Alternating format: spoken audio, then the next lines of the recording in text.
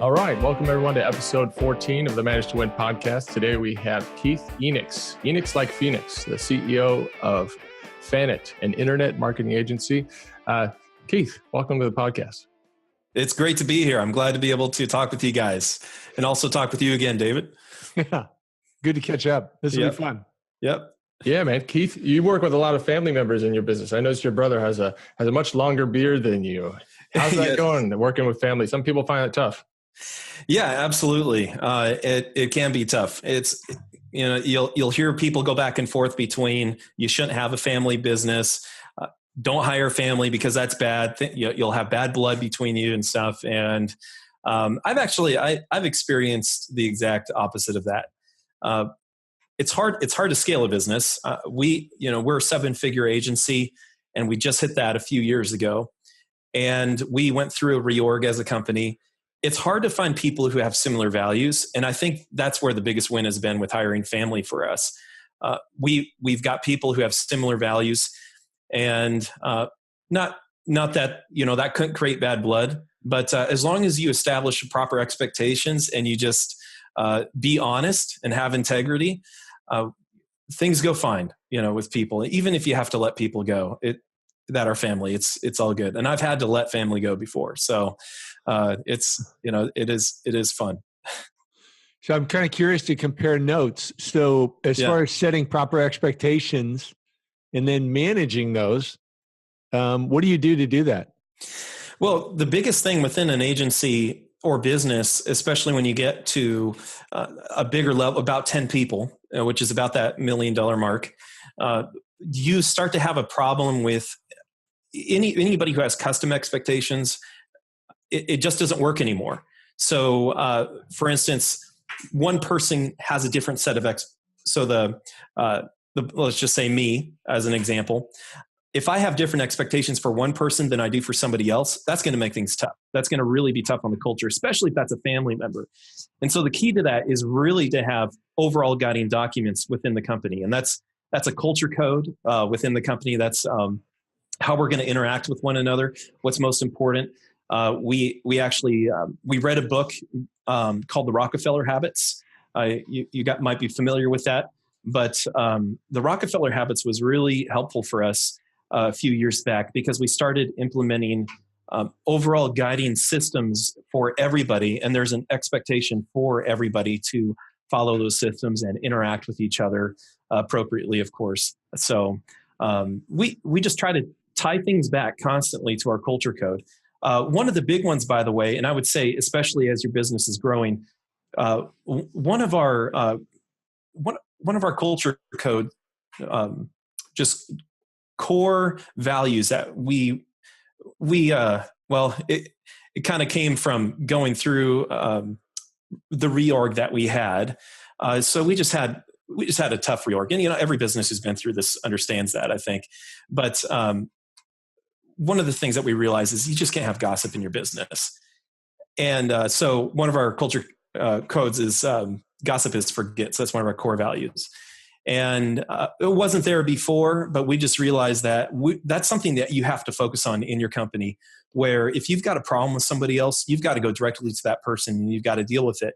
And if you are being a problem because you're doing something against what our core values are and what our rules and our policies are, well, then you got to go to that person and you got to address them on it.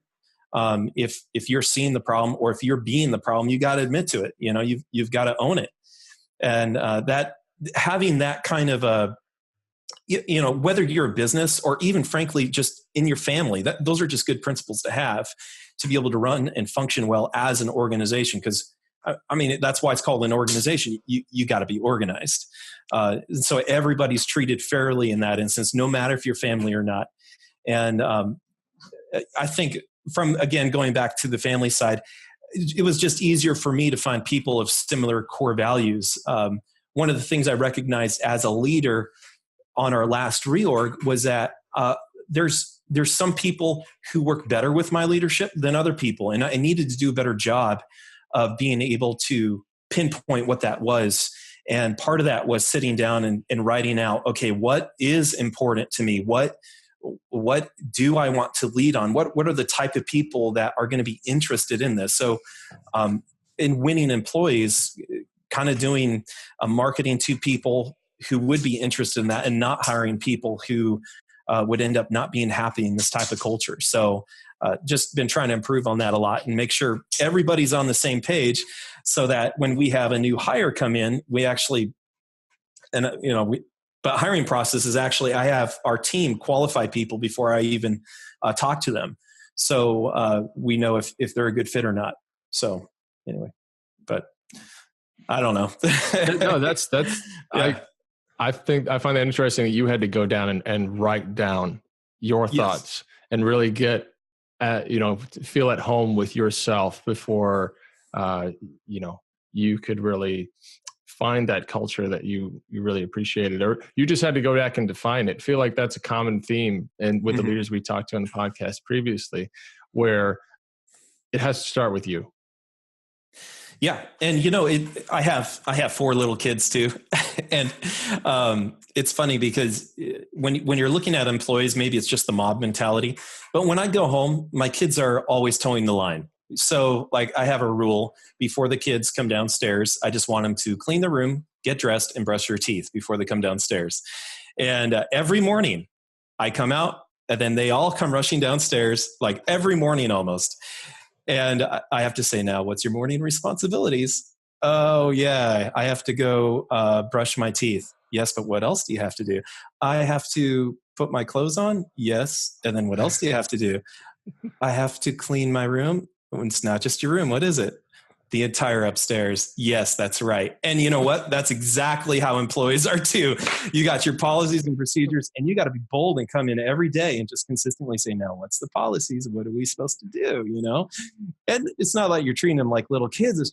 It's natural for us to just toe the line. And it's kind of like you need a QC person to constantly keep people like reminded of those rules and where everybody needs to be so that everything's fair for everybody.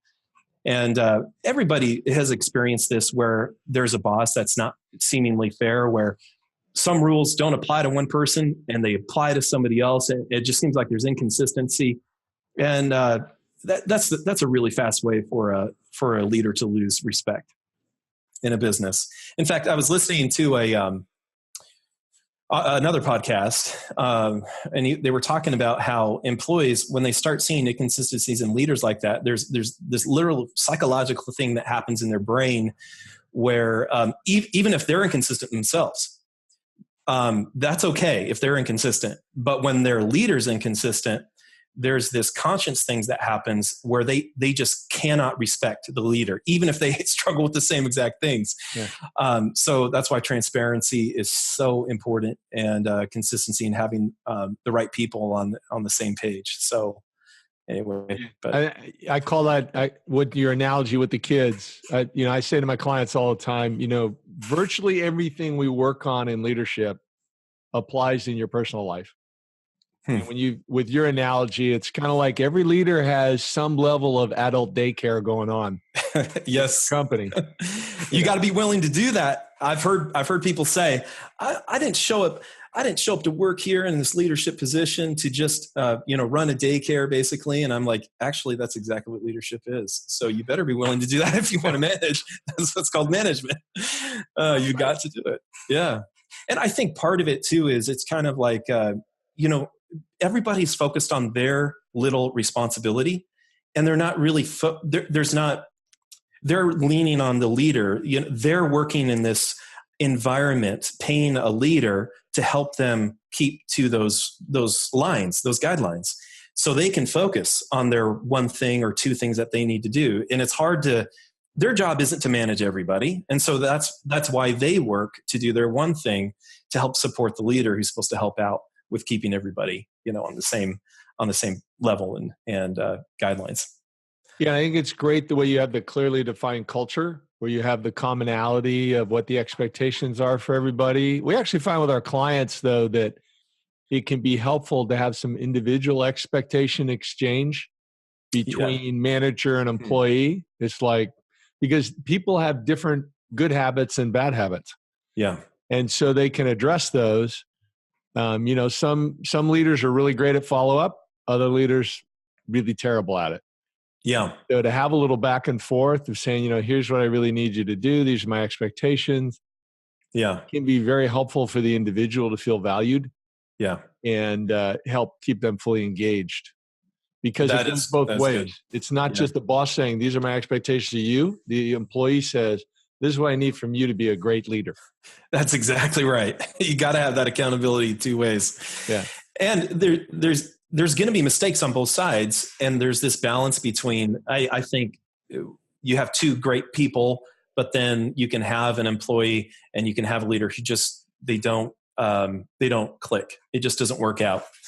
On the flip side, there's got to also be a respect for position too. I guess I'm a little bit more old school like that, but I was just talking with a young person the other day. I don't know if have you guys seen the Band of Brothers series? Yeah, it's great. Yeah. Yeah. There's that beautiful picture of leadership with Major Winters, who eventually Major Winters, and then Captain Sobel. And there's this picture where in boot camp, Winters was just respectful. He did not gossip, no matter what. He was just like respectful of Sobel, and Sobel was just awful to these guys. But it's interesting because Winters decided to focus on what was positive about that situation, and it ended up these guys were hardened by Sobel in a way that they realized later on helped them in battle.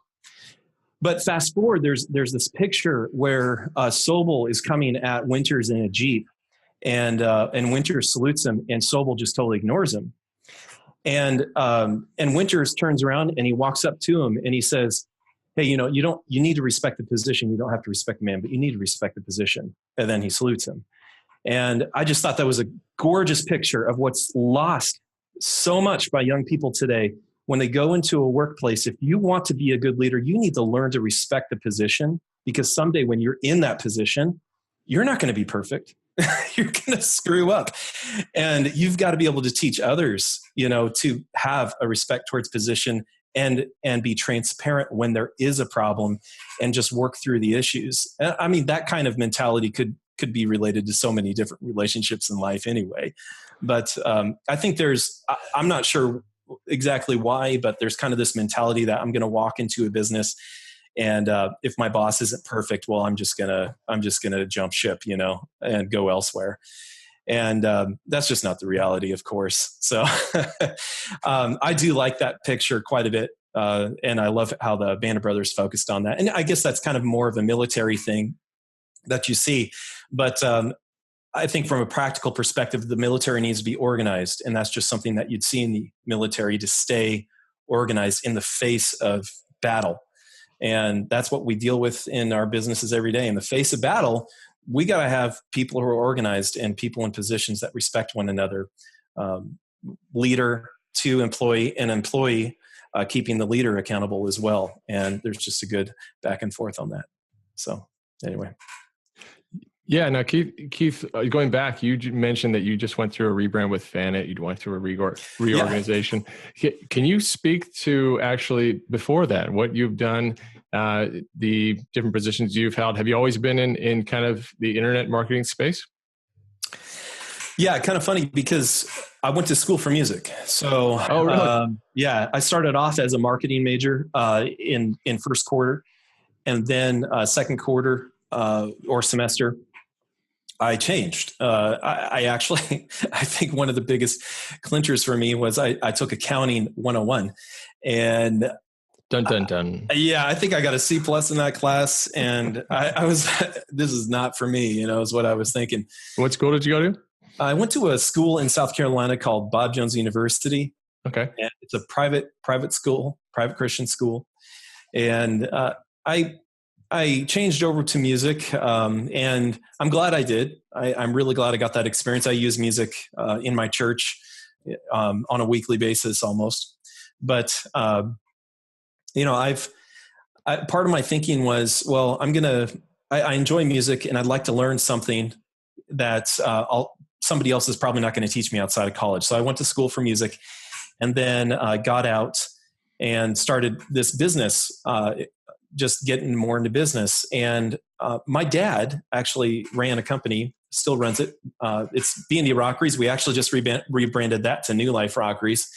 But he's working this rockery company, and the economy crash hit in 2008, of course, and he just went down the tubes with that. So I didn't have a job, and I was engaged to be married, and so unfortunately, I didn't have anything to do, and my dad was out on leads. He just didn't know what to do. So basically, my brother and I, we put our heads together, and we decided, hey, well, we got to figure out this lead problem. Obviously for my dad, but also from that story came an understanding of how to get other people in his position out of that issue of not having enough leads through internet marketing. So that's kind of been the story from there. And of course, my dad's still a client. We were able to take him out of that, and he's doing great now.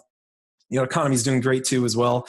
But even if the economy wasn't doing well, we would be able to deliver my dad leads so that he would not, even in a 2008 recession, he would not be where he was out of business because of our capabilities today. So I'm really excited to be able to do that. And in a sense, sort of recession-proof these home service companies a little bit who will work with this, so. Oh, that's really cool. Yeah. So Fanit kind of grew out of, the immediate need that you saw. Absolutely did. Yeah.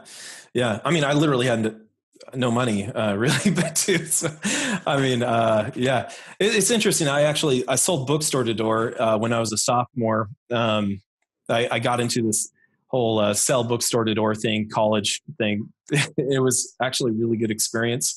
Without it, I probably wouldn't have gotten into marketing actually. Because it was the prospecting skills that I learned from that really helped me to prospect our initial clients and get Fanit started. So really appreciated that quite a bit. What, you just sold books, like any books? Well, we sold Thomas Nelson publishers. So at the time, I mean, this was years ago. So I think we were selling VHS tapes, and which was kind of weird because VHS was almost obsolete. And we were selling these Adventure and Odyssey VHS tapes. And everybody was like, why would I get those? I just get some, DVDs, so that was kind of weird. But there was the Adventures and Odyssey series. It was a Bible and storybook. It was a knowledge book, which that was hard because Google was pretty strong at the time. And people were like, why do I need a knowledge book? I'll just go Google it. Well, you need a knowledge book. That was definitely like selling ice to an Eskimo at that point. And then there was a health book, you could open up and reference health, which again, just use Google. But I'm curious, when did you do the reorg?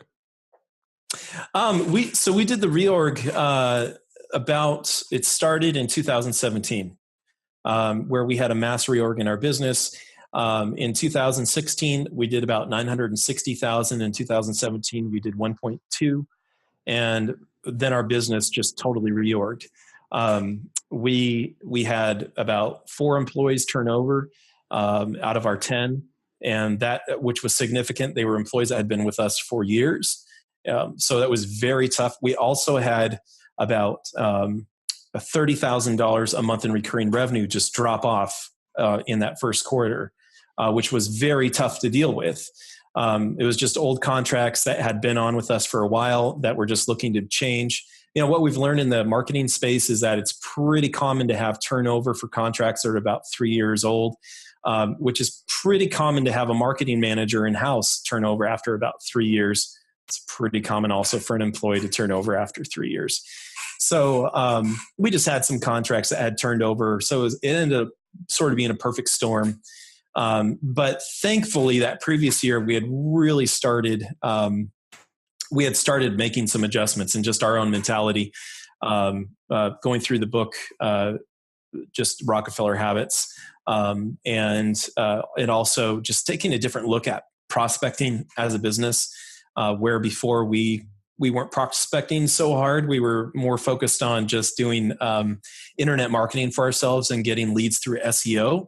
But we just realized that to sustain at the level we were at, we couldn't do that anymore. So we had to do prospecting. So those are 2 big things that we changed. Actually implementing some systems within our business through the Rockefeller habits for internal culture, and how we do our org structure and everything, and then of course the prospecting systems that we put in place. Yeah. And when you say prospecting, what do you mean by that? How?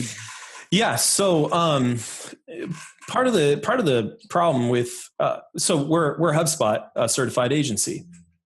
And HubSpot says inbound marketing all the way and go do some blogging and stuff.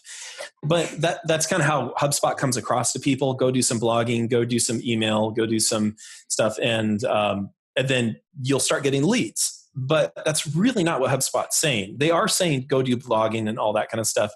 It actually took us some time to understand that really what HubSpot was trying to get at was to have a good sales system in place, and a good inbound marketing system in place for organic. And you have to have a good match between those happening. And so usually what happens is you have your sales team is mismatched against what the marketing team is doing, and there's just not connection there. And so they call it closing the loop between your sales and marketing team and getting that all organized. Well, we were coming in and providing an inbound solution for B2B companies and even for ourselves. We were doing the same thing for ourselves, but we realized we actually didn't have very good sales systems in place. And so we sort of turned everything around where we said, okay, well, let's make prospecting the number one thing, which is we're going to go out and seek opportunities as salespeople. And we're going to go seek those opportunities and then use our marketing and inbound material to back up and work to nurture those opportunities through the funnel that might close in a 3-6 month window, even up to a year window of proper nurturing that's needed. So that's what I mean when I mean prospecting and how we made an adjustment mentally with that. And how did that fit with your team as far as the skill sets of your team and being able to make that transition? Because that's a pretty significant transition. It is. Well, if you do some research for SEO agencies or any agencies for that matter, one of the most difficult things is to balance production and sales. So usually as a company doing SEO, you can either become more focused on sales or more focused on production. And really what we've been trying to do is simplify things for us. We're really good at SEO. We're really good at on-page. We're really good at managing your HubSpot software. There's other things that we do as well as far as managing the process, but we've started developing our partners, and we started really developing out those needs. So if our client needs, say, for instance, website design and development, we can manage the process with them. But we focus our internal team doing a really good job on lead generation with SEO and making sure that the client's relationship is managed really well. We've put whole new processes in place for how we manage communication with our clients. So then, as a company, we have been more focused on the communicative aspect of marketing with our clients. So that's like marketing management, marketing strategy, and then the delivery of search engine optimization content. So that way we can simplify things a lot with our delivery processes by having some of our partners do other things, while our internal team really focuses on what we do best, which is that lead generation side of search engine optimization. So that's helped out a lot. And we're trying to continually get more simple at our processes so we can obviously manage less, which makes us better managers at what we are managing. So, yeah. Keith, can you tell me, and just for anybody in our audience who doesn't understand or fully understand what HubSpot does, can you give us a brief overview of what's going on there and why somebody should use the service? Yeah. So if you're business to consumer, straight direct to consumer, HubSpot probably a very basic HubSpot software license would be helpful for you. Yeah, probably. So you can just do basic automation, like some automation I'd highly suggest for any business to consumer is a review campaign. You've got to put a review campaign in place for your business. So you could actually get HubSpot for free to do some basic things for you if you wanted. There's also some other free softwares you could use too. But HubSpot really shines when it's business to business. And the reason why is because you need a long sequence of sales automation communication to happen if you have a closing cycle that's longer than, I say, 16 days. So usually business to consumer will close, well, plumber will probably close that day. A little higher average sale price company's probably going to close in a week, 8 days, somewhere in there. It'll be less than 16 days for a high average sale price.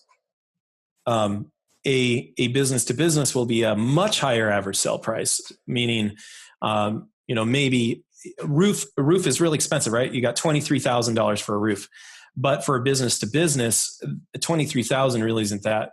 It's not that much. Usually those are a lot bigger contracts that you have in place for business to business, but it just takes a lot longer to win those contracts. So that means you need to nurture the process a lot better, and you really need software to do that. So if you have someone who's highly interested and they're a hot lead, we call that a sales qualified lead. And a sales qualified lead is ready to be nurtured and go through the sales process. Well, let's just say they disqualify themselves. You go through the discovery, you go through the alignment phase, and you encourage them to get into kickoff phase, but they're just like, nope, I'm not ready to do it. Well, you would take that lead and you say, well, you're not sales qualified anymore, but you're marketing qualified. So let's put them back into a marketing qualified lead, and let's run a sequence on them to just keep them nurtured with our brand. Just a real classic nurturing system would be to set up a basic consistent blog writing, and every time you write a blog, it goes out to that sales or marketing qualified lead, and it just nurtures them consistently. But even more than that, you can start getting into like value ladder type marketing, where I hugely encourage the book .com Secrets by Russell Brunson on this. But what was that? Russell Brunson, it's called .com Secrets. Okay. Yeah, and what he does in that book is he really spells out so clear how to build an attractive character, how to market well to your target market, and how to build a value ladder and keep yourself relevant with actually quite a bit of communication without boring your target market. Because frankly, if you're doing blog posts and just sending them out, mass sending them out, it doesn't feel very personable, and it's not necessarily a cohesive story. But if you can make it into a cohesive story with automation to your target market, then that's going to work a lot better. Kind of like what you mentioned earlier there, David. So stories are very important. And I'm curious, we had a earlier guest, Paul Kingsman, great guy, consultant, coach, and former Olympic medalist. Nice. And he has started to do a lot of video. Yes. I was just tracking his site, and all of a sudden I'm on his video list. And, he sends out these less than 5-minute videos. I think he does one a week. Are you seeing more uptake with the videos versus traditional written blogs or newsletters? Yeah, absolutely we are. In fact, part of our prospecting process is when we do reach out to people who are our proper target market, we will actually reach out with a simple video with their name and everything. So it's very personable. We get so much better responses from that because it feels real. It's a real connection happening at that point. Anything that's more humanized is gonna work really well. But email has its place for sure. If you're a good copywriter and you can craft that story well, that also works really well too. So, I'd highly suggest a mix between both of those. But video's hugely engaging. We have our own little video studio here at Fanet. Actually, we put together kind of like Wistia's. If you go look at Wistia and how to set up a video studio, pretty much something like that. And we utilize that as well. So, yeah. So HubSpot helps you automate your marketing with potential prospects. Yes, it does. Absolutely. Yep. And it helps you, it really helps you take someone who's maybe cold and, turning them into gold as a marketing from just a lead. Maybe they're not qualified yet, to a marketing qualified lead, to a sales qualified lead, which then goes through your sales process and then to a close. And a typical sales process is just going to be connect call to verify that they're actually qualified, which is then going to go into a discovery call. What are the needs? Which is then going to go into an alignment call, which is, hey, we discovered your needs. Is this service in alignment? Are we in agreement? And then it's going to go into a kickoff call, which is just a pretty classic close that HubSpot highly recommends, actually, where you get the person to agree to a kickoff. And then in the kickoff, you get final sign on the paperwork and payment and everything. So, and then you go into just the launch. It's that HubSpot really helps out with that whole process. So, yeah, I think that one of the things you brought up earlier is a disconnect between different employees or different departments. And I'm not an expert on HubSpot. I actually use their free CRM piece. Awesome. Yes. Great. I mean, it's great. Start, but yes. But what you said was really important when we talk about culture. And one of the things you've done, particularly after this reorg, is really try to get everybody on the same page. Is that now there's not a disconnect with what's happening with the marketing folks and what's happening with sales. And I can tell you, it happens all the time. And then the marketing does their job and they get some leads, and the salespeople are quote unquote too busy, to go follow after them. Yeah. But then if you've got this system that can give your executive team eyes over what's going on, there can be better accountability. Absolutely. To bring the two together, make certain things are happening. I think that's critical. Yeah, and like you say, the free sales system. If you're a B2B company and you don't have a CRM in place, go get the HubSpot CRM because it's awesome, and it's really functional for your business for most needs. And then you can, HubSpot basically will scale with you. That if you need a little bit of marketing automation, HubSpot has it's really actually quite affordable. Of course, they push the $800 a month professional HubSpot, but you can spend about $200 a month and get most of the functionality that you need to start off with most B2B businesses. And then when you start really getting things humming between your sales and marketing team, you can just up it to the professional level with HubSpot, which is that $800 a month. So yeah, I think it's a great contact system. They make a big splash in the beginning saying, we will always keep this free for you. Yeah. You're safe here. You can do this. Yeah. If there's one thing, I mean, HubSpot's worth like over $1 billion now, and they have an amazing sales system over there. I mean, they do. They really train well with their sales team and everything. So now, I'm curious, going back to your culture, Jeff, did you have any other questions you want to stay with the HubSpot? No, I got all the info I need. Okay. I mean, I appreciate it. We probably might want to, at some point, I'm sure the two of us would like to have a longer conversation with you.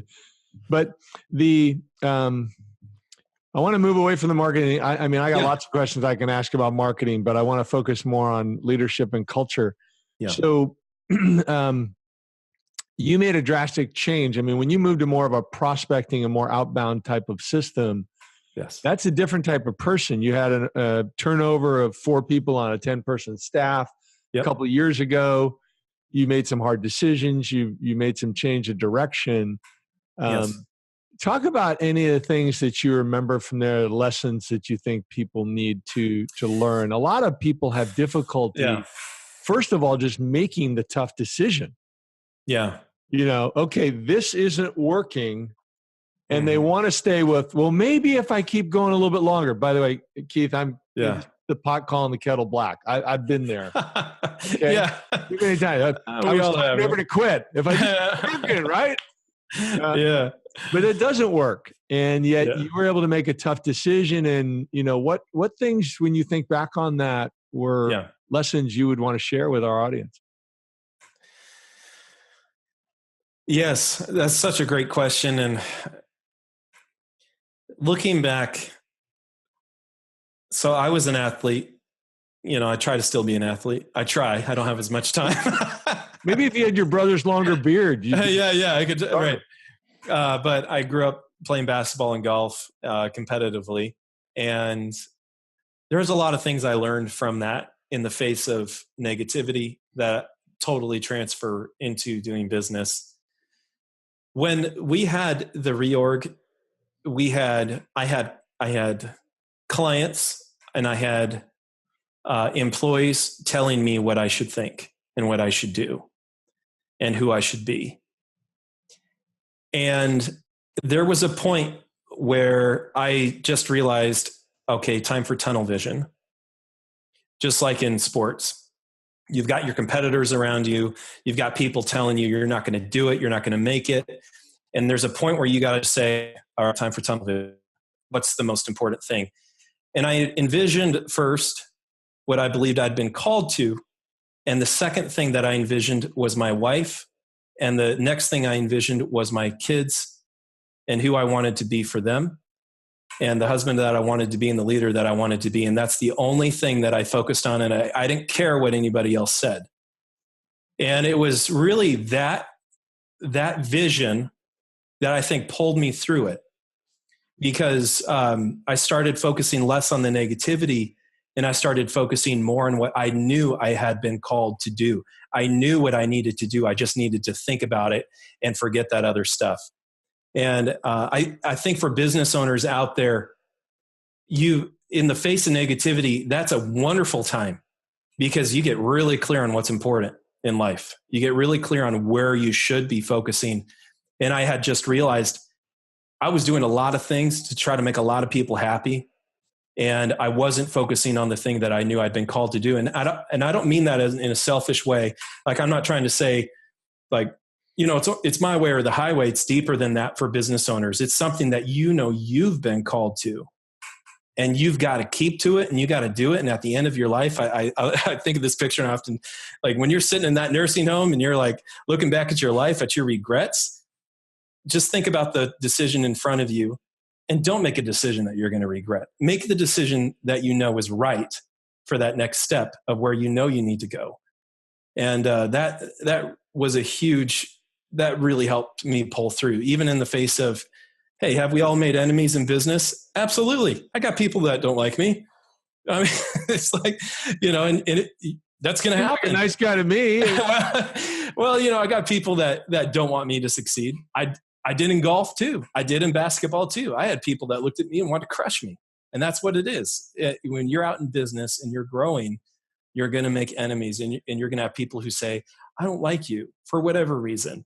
And you've got to be okay with that. And part of me feels like, well, we're not agreeing right now. Maybe as we get older, we'll understand each other better. I've had bosses in the past where I've said, I don't like that person.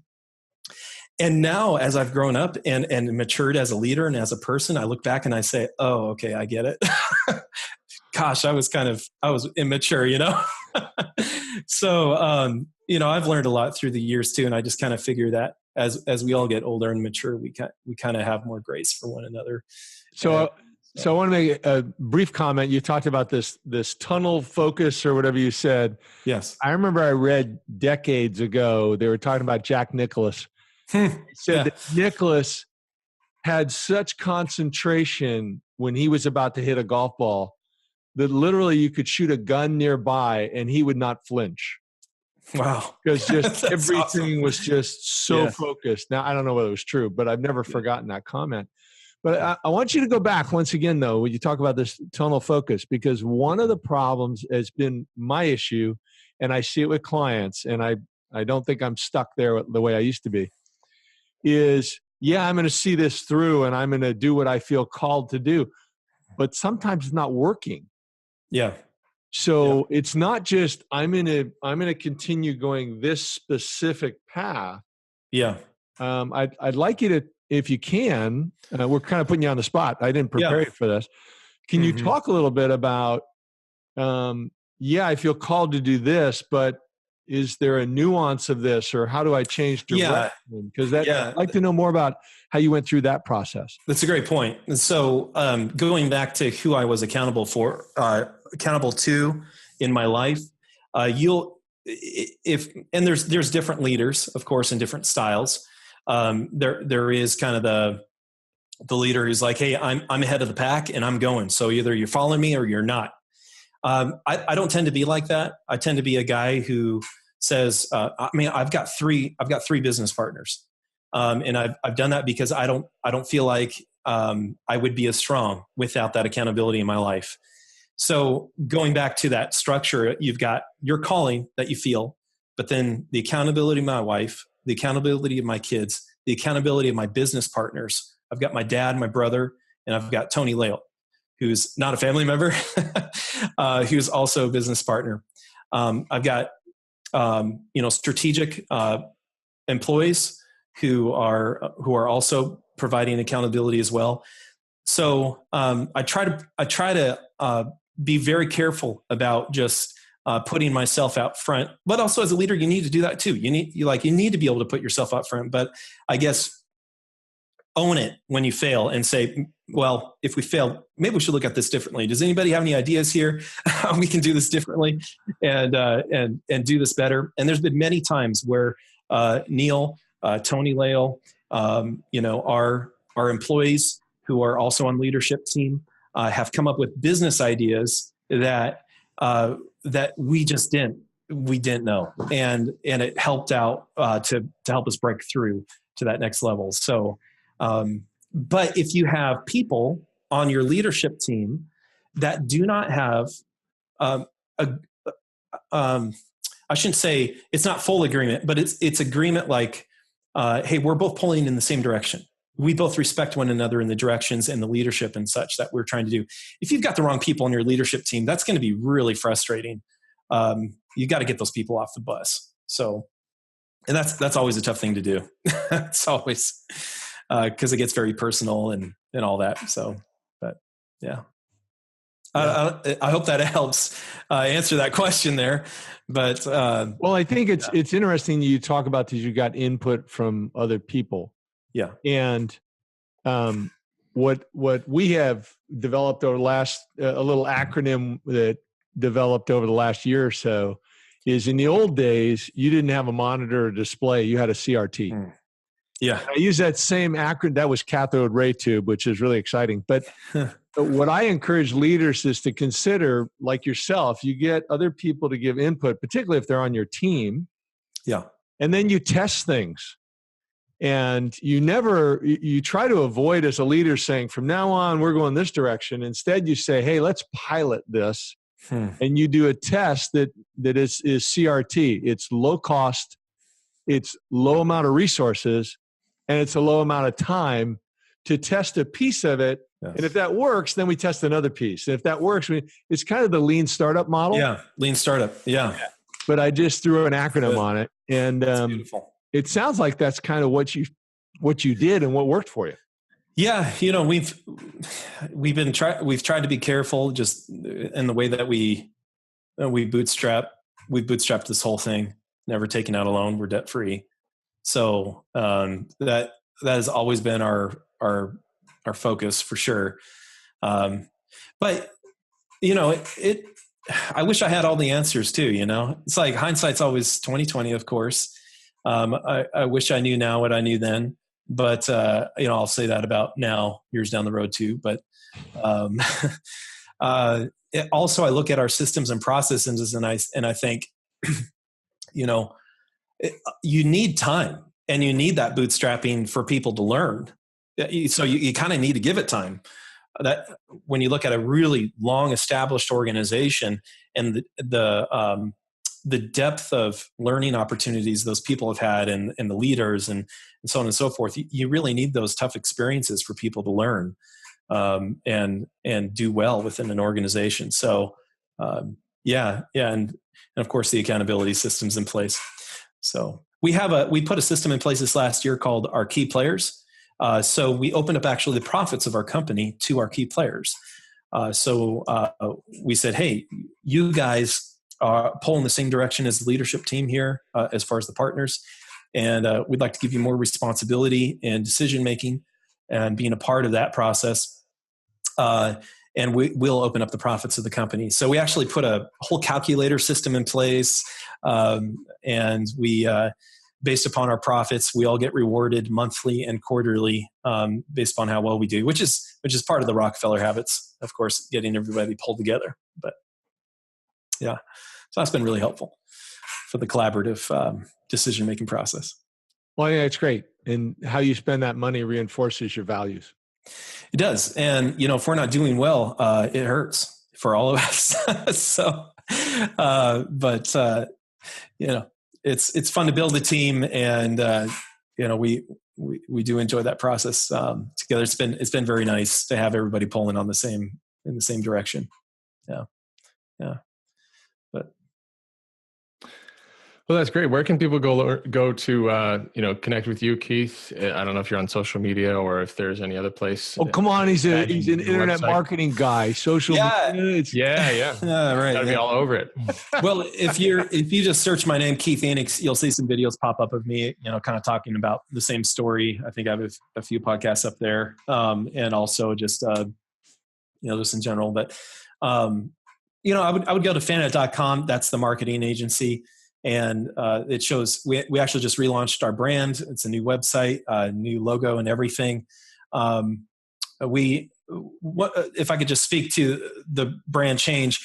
When I first started off in business, and this is just like most business owners, you just, hey, I need a logo, so you throw something up. And we actually went through a whole process this last year with Ryan, who is our internal web designer and brand manager at Fanet.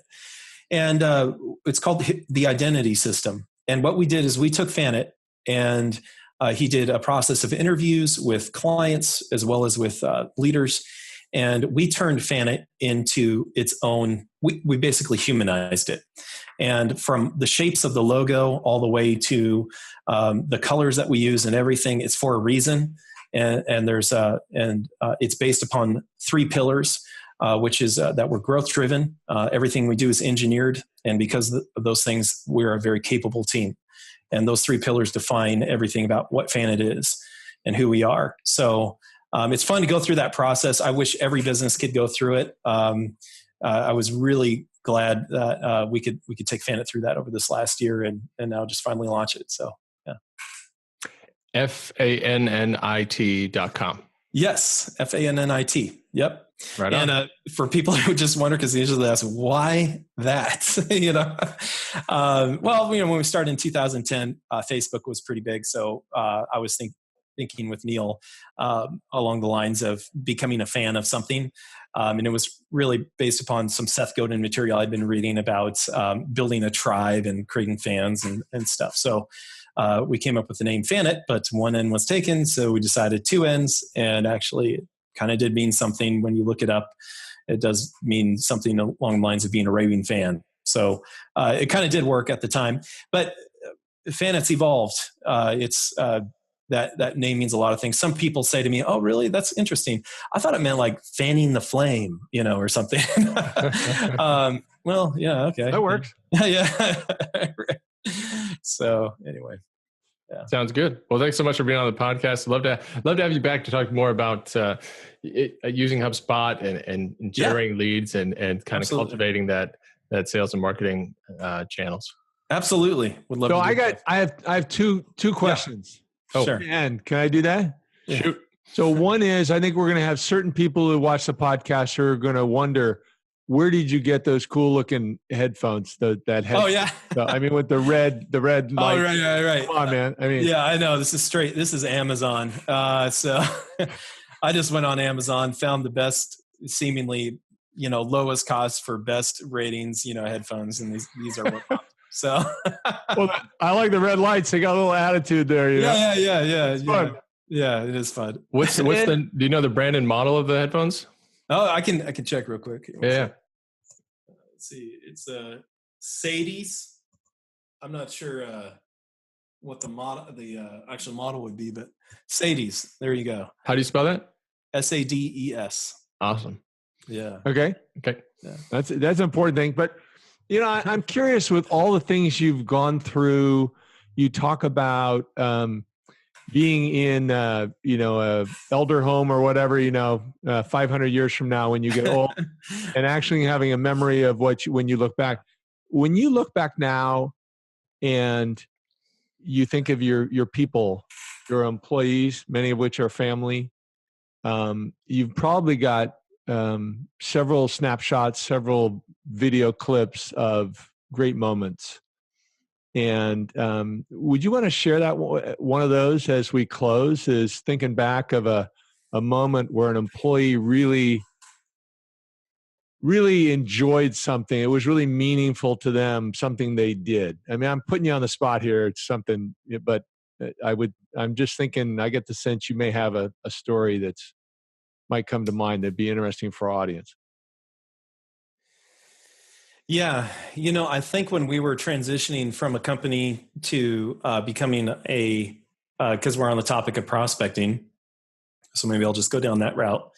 When my brother Neil was transitioning things to more of a sales focused, because he was very focused on just HubSpot and inbound. And there was a point where we decided, hey, we really need to go more focused on prospecting.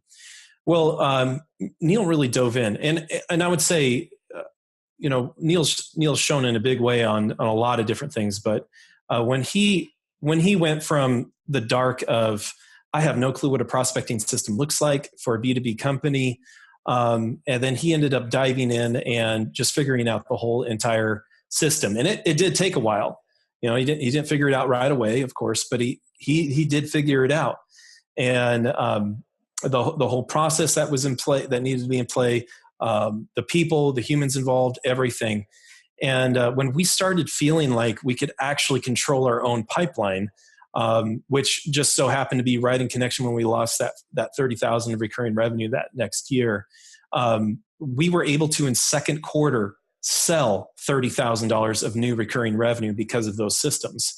So just a huge triumph for our business to be able to finally make some of those adjustments. And we're constantly trying to still tinker with that and make it better and better.